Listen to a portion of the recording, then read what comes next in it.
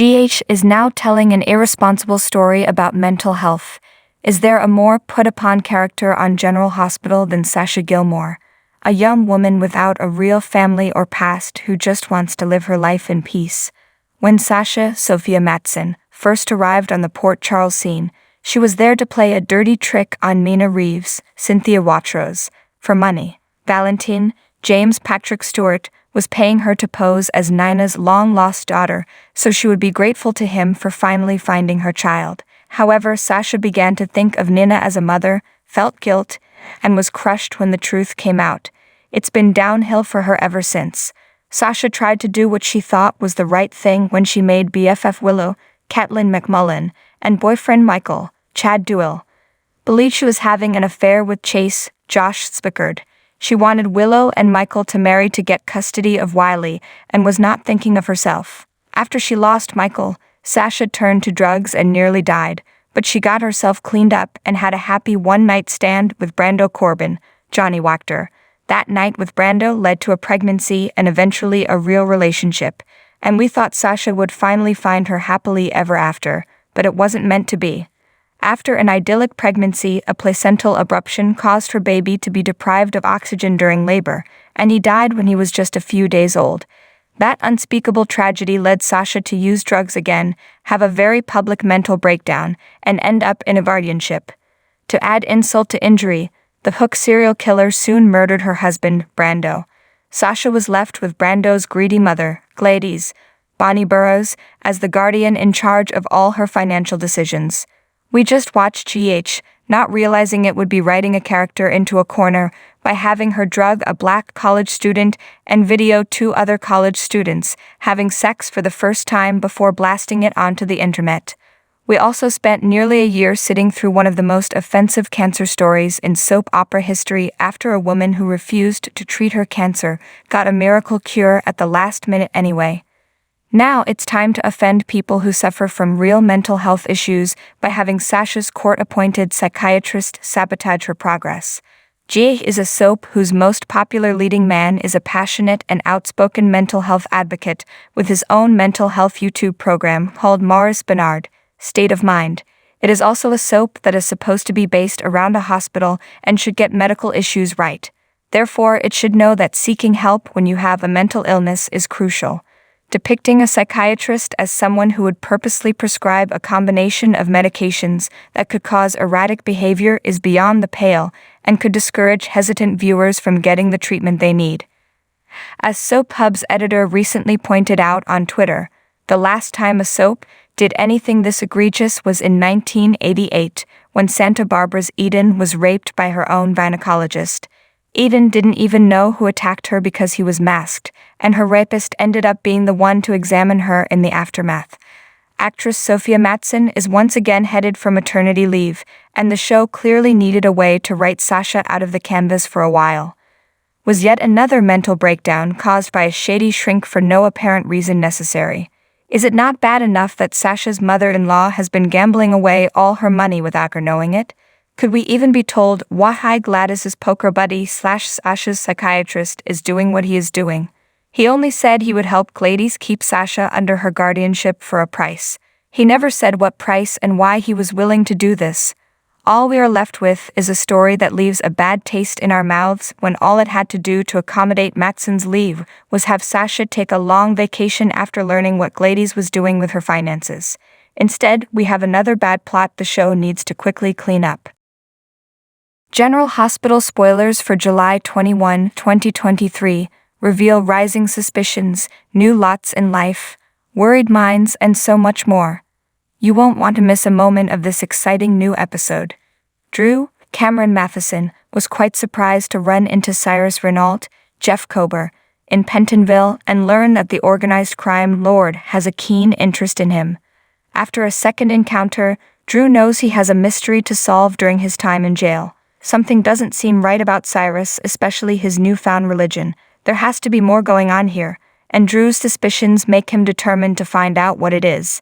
Is Cyrus using his religious group in prison as a means to further his organization on the outside?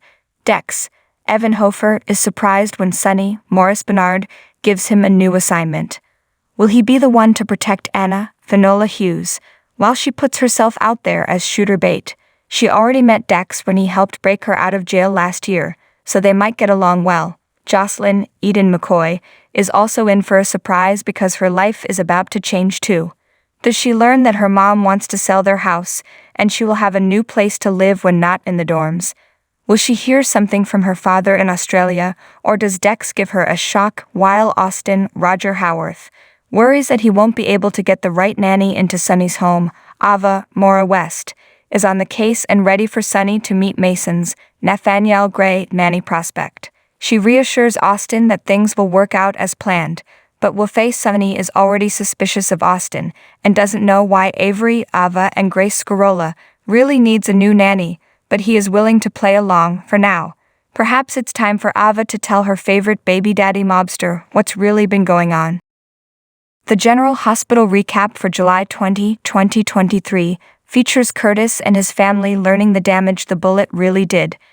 In this episode, Curtis was reunited with his family only to learn bad news. Trina and Spencer had a talk about their relationship, while Esme learned more about her adoptive parents from Heather. Sasha and Cody were both brought to GH after a hallucinating Sasha stabbed Cody. Austin and Ava had a revealing double date with Sunny and Mina. And finally, Christina and Molly talked things out and made up Portia. Brooke Kerr, Trina, Tabiana Ali, and Marshall, Robert Gossett, were relieved to learn that Curtis was going to be okay. Spencer, Nicholas Alexander Chavez, tried to be as supportive as possible, while Trina and Marshall became Curtis's first visitors. Curtis was happy to see Trina but confused about who shot him. When Trina left the room, Curtis told Marshall all about seeing his mom and brother in a light that looked like a park. Soon Portia and the doctor arrived to assess how much damage the bullet really did. After an assessment, Curtis realized he could not feel his legs. Alone outside Curtis' room, Spencer told Portia he'd never let his family put Trina in danger again, but she wondered if he could keep that promise. Spencer didn't get a chance to respond because TJ soon came along to check on Curtis. When Trina left Curtis' room, she asked Spencer what he was talking about with her mom, and all he could do was think about how Portia made him feel he was bad for Trina. Spencer and Trina sat down for a talk, and Spencer admitted he felt like he kept letting Trina down. She was taken aback when Spencer asked her if he made her life better or harder. As Trina tried to answer, Esme Avery Kristen Pohl called, but Spencer told her he didn't have time for her.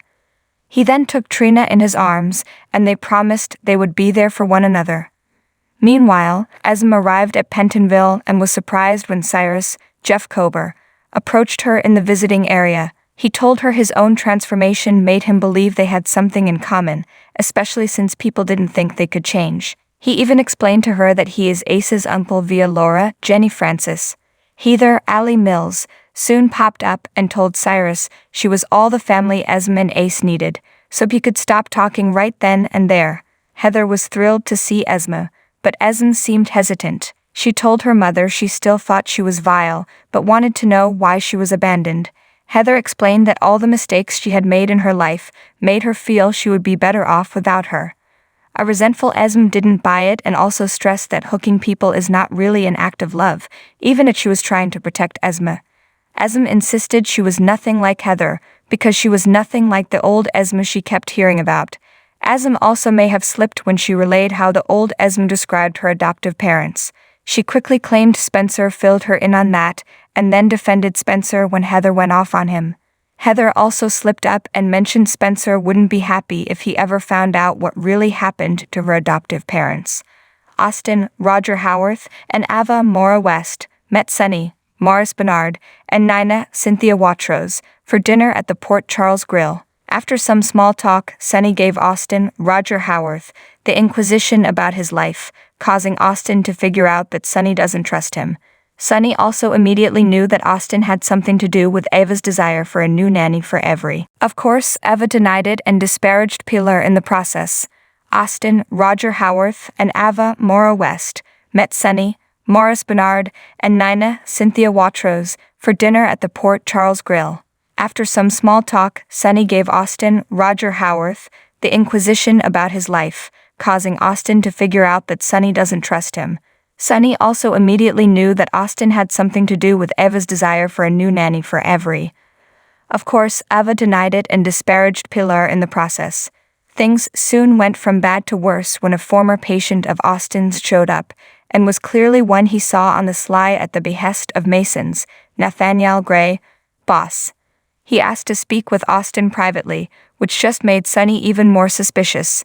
In the alleyway, Sonny got to witness the patient threaten to break Austin's arm if he didn't pay what Mason owed.